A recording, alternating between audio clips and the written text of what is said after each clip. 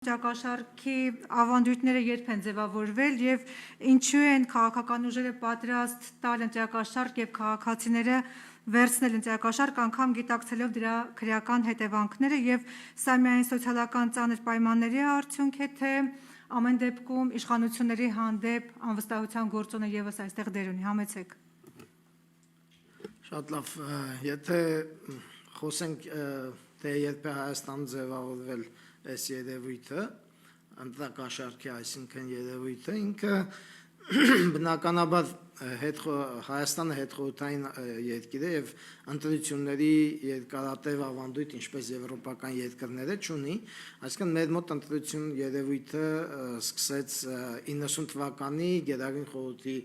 ընտրություններով մինչև անկախության հանրակրվեն առաջին այդպես ասած բազմակուսակցական ընտրությունն էր, որտեղ հիմնական մրցակիցները կոմունիստական կուսակցություն եւ հայոց համազգային շարժումն էր եւ ըստ էության չի ասի շատ համատարած, բայց անձամբ ինձ ես այն ժամանակ վստահված անձ եմ եղել եւ անձամբ ինձ ընտրակաշարքի այսպես ասած սաղմնային դրսևորումներ արդեն այդ ընտրությունների ժամանակ ես իմ աչքով տեսել եմ, բայց այստեղ ասելով ընտրակաշարք ես նկատի չունեմ ընտրակաշարք, որը բաժանվում է ընտրողին, այլ ընտրակաշարք, որը տրվում է, այսինքն փող կոնկրետ, որը տրվում է, այսպես ասած, թաղի, այսպես են ակտիվ տղաներին, հա, այդ որ հետո ստացավ լավ տղա, հարց լուծողներ, չէ, այդ բանը արդեն ընտրակաշարքային էս բանը պրակտիկաները որ խորացան հետագա ընտրությունների ժամանակ կատարելագործվեցին, այդ ժամանակ արդեն կար, ես առաջին անգամ լավ հիշում եմ, ընդհանրապես այդ շրջանում շատ տարածված է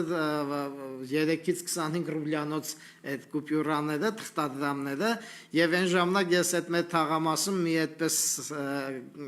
ում արդեն ներգրավել էին թաղի լակոտներից էր էլի կներեք ես արտահայտությանս համար ժողովրդական լեզվով եմ ասում ինչ որ իրենց անվանում են հենց մարդիկ իրեն 50 ռուբլյանոց էին տվել, դե 50 ռուբլյանոցն ու 100 ռուբլյանոցը շատ հազվադեպ էինք մենք տեսնում ու ինքը որ ցույց տվեց, ինքը ինձ առաջարկում էր միանալ էլի այդ գործողություններին։ Եղություն ճիշտ հասկացա, այսինքն հայոց համազգային շարժումն էր այդ գումարը բարձր։ Հայոց համազգային շարժման կողմից ինչ որ արդեն այդ ժամանակային ինչ որ այսպես ասած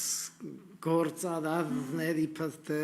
ցեխավիկ է այդ ում մասին ես ասում եմ կարծում դա ինչ որ տես նախկինում դատվացություն ունեցող բայց ցեխավիկային տես գործունեության մի անձնավորություն էր ում համար աշխատում էին այդ նշածս մարդիկ հա ուզում ասել որ այս շրջանում արդեն իսկ որոշ տես սաղմնային դրսևորումներ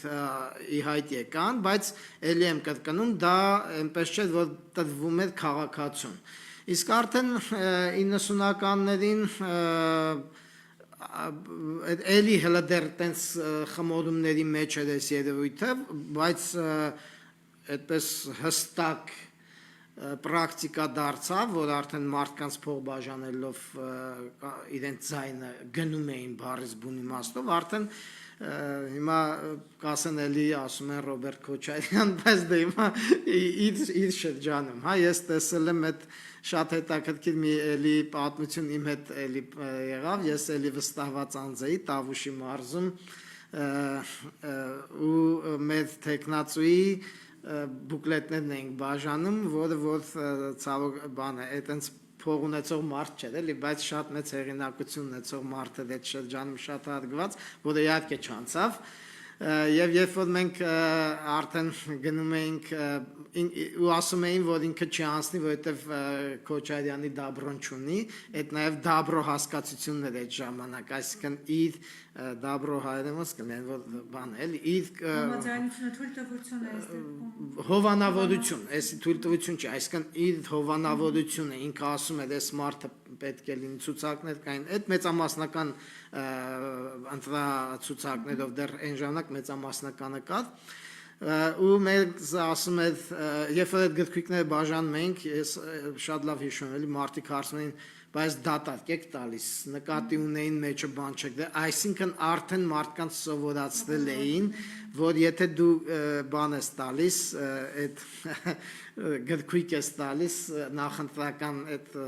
բանը, իր մեջ մի բան պետքա դրած լինի։ Այդ էլ որտեղից է գալիս, այդ մեջը բան չեք դրել, այդ սովետական շրջանի ավանդույթը, սովետական շրջան, երբ որ ինչ-որ մի բան պետական պաշտոնյայի կամ ինչ-որ մեկի դու բան էիր դիմում, պետք է անձնագրիդ կամ ինչ-որ մի բան մեջ մի գումար դնեիր, տայր, հա, եթե ասենք այդ բանի պետավտոտեսչի հետ գործ ունեիր, ինքը քեզ կանգնացնում էր վարորդական գրքույկի մեջ էիր դնում տալիս, ու այդ տրամաբանությամբ հետ գործում, այնպես որ, բայց գիտեք, ես չէի ասի, որ սա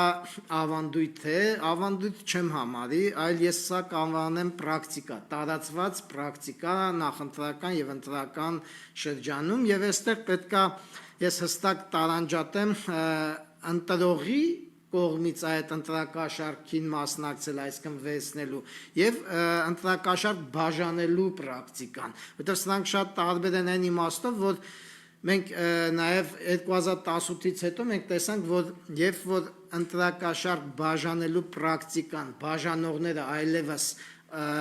չէին կարողանում բաժանել, մարդիկ դրանից հետ վարժվեցին եւ այսօր արդեն մի փոքր այլ իրավիճակ է, այսօր կարծեք թե երբ որ ես հետևում եմ լրատվությամբ ընտրակաշարքի մասին, չէ, մենք լսում ենք տարբեր այդպես հաղորդագրություններ,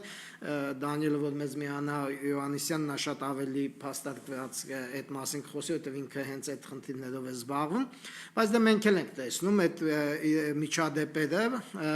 այդ ժամանակ մենք տեսնում ենք, որ վերականգնվում է